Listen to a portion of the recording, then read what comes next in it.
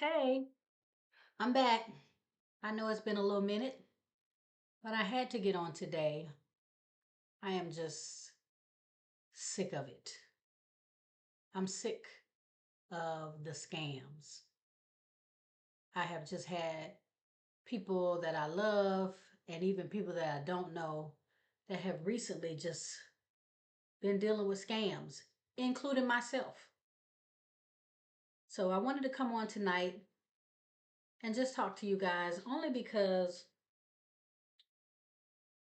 I feel like I can offer some information to kind of help you either avoid a scam or work your way through a scam without getting taken advantage of.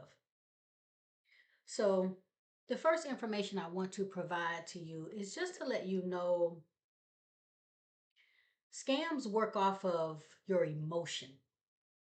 And so, if somebody contacts you and says, "Oh, you got to do this right now," and "Oh, we need to have your information right now," and "Oh, don't disconnect the line," and everything is a rush, everything is a push, everything is right now, that's the first sign that it's a scam. And I'm gonna be honest with y'all, there's some people out here, they doing really, really well about scamming folks. I mean, they make it look professional, they make it sound professional, they have your information. Like sometimes they can just go on Facebook or Instagram and they can find out enough information about you to scam you.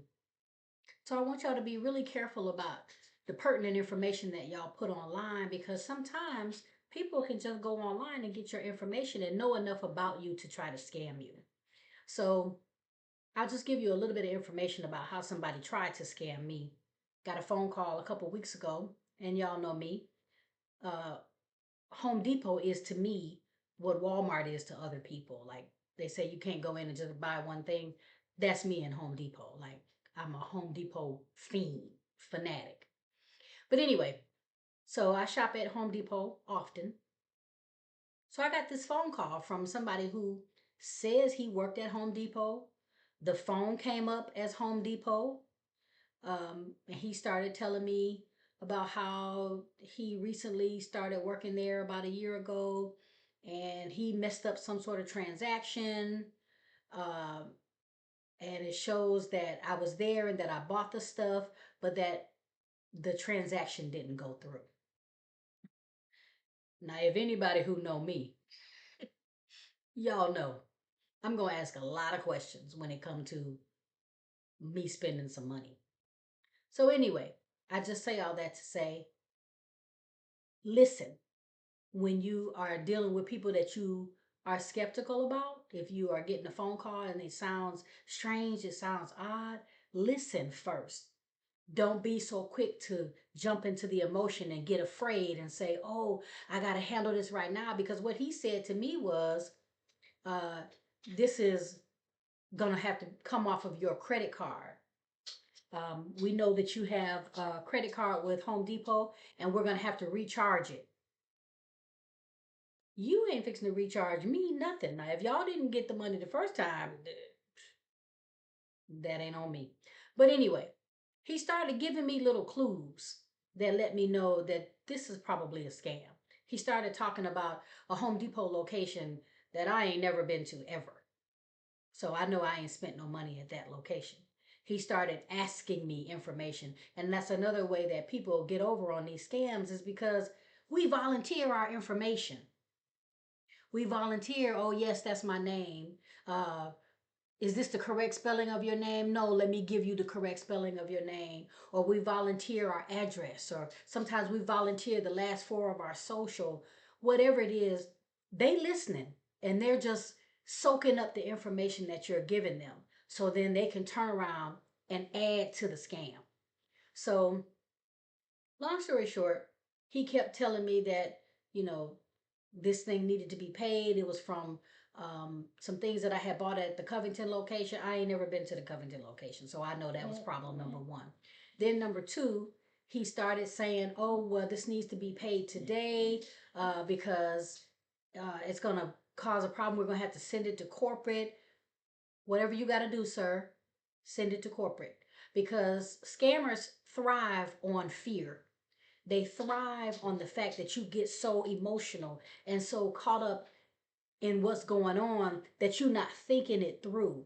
You're not thinking, oh, could this be a scam? Because they got your information. They know, some of the things that you got going on in your life. And so you feel like because they know that it must be real. But in many cases, y'all, it's not real, including this guy from Home Depot. It wasn't real. So I'm going to tell you this. I wrote down a few things to kind of help in this season, in this time, because when people get desperate, they do desperate things. So it's a lot of people out here scamming, a lot of people out here taking folks' money, doing things wrong. But like I always say, you will reap what you sow. But some of the things that I wrote down, and this is probably the most important thing, time when it comes to a scam, time is your best defense. Meaning, don't let them rush you into anything. Don't let them persuade you to give them information. Just wait. And this is what I told the guy at Home Depot. Can you call me back tomorrow when you have some more information? So if somebody calls you with a scam or you meet somebody on the street, hey, can we do this tomorrow? Or can you reach out to me tomorrow? And one of two things is going to happen. They either going to call you back the next day with some more mess or they're going to leave you alone. But remember, time gives you the opportunity to investigate on your own. It gives you the opportunity to make a couple of phone calls. And if you notice, sometimes they call late in the evening after things have closed, after businesses have closed, after the government have closed, because I have gotten calls from what they say were government entities, but it was a scam. So I just want everybody to just be really, really careful and remember that the devil pressures. He'll pressure you to do it, like pressure you to make a decision, to send us the money, to do whatever. It's pressure. But God guides. He'll guide you. And if it's wrong, he'll show you. But you got to take the time. You got to be patient and you got to be non emotional enough to say, let me just think this through. And if you say that to your scammer, hey, let me think this through and I'll call you back tomorrow or you call me back tomorrow. And in many cases, you'll never hear from that person again. So I just wrote out a couple of things that I wanted to share with you guys because I have just seen it happen so much. Another one of my realtor friends, he just posted a property that he just posted online about a property that he manages. Went to the property. Somebody was living in the property already, had been living there for 3 days, and they gave somebody $5,000 20 days before Christmas. Gave them $5,000 to move into that house, thinking that they were renting it from that person. So I'm going to give you some advice on that too for those that are renters that are moving and you need information. If you are concerned about whether or not a property is really being listed with a particular agent, I'm going to give you all of that. So anyway, back to this. Time is the best defense. Just remember, just take a beat. Don't allow yourself to get caught up in the emotion of it. Don't allow yourself to get caught up in the worry of it. And just say, you know what? I really need to look into this further. Can you call me back tomorrow? Most cases, you never hear from them again. So remember, time is the best defense. Regarding my renters, check county records and see who the owner is. If the person that you are talking to claims to be a property manager or a realtor and they are managing that property, ask them for a property management agreement. And if they can't provide it, that's a problem. They should be able to provide a property management agreement and prove to you that they have the authority to rent this property on the owner's behalf. So still go to the county property records and look up and see who the owner is. The owner's name should be somewhere on a copy of that lease. If you go to the property and windows have been busted out or the locks been jimmied or the lockbox has been taken off, be very careful because many times when that happens, Somebody might call. I don't give, me personally, as a broker of this company, I don't give lockbox codes out over the phone. If you're not a realtor or I'm not showing you the property, you will not get a code from me. But unfortunately, some agents do. So they'll give a code to keep from having to go over there or keep from having to deal with somebody. They'll give a code to somebody over the phone, and that person takes that code, goes over to the house, takes the keys out the box. So now can't nobody else get in there. And then they running this scam as if they are the agent and they're collecting application fees. They're collecting rent. They're collecting security deposit and have no relationship with this property at all. So always check county records. I hate to get to rambling, y'all. I'm sorry. But always check county records to see who the owner is. And you want to check multiple sites online to see if the information is the same. So if you go online and you look on realtor.com and you look up a property that I have listed, you're going to see my name on realtor.com. You're going to see my name on Trulia, Redfin, Zillow, Georgia MLS. You're going to see my name on homes.com. You'll see my name attached to that property on every website.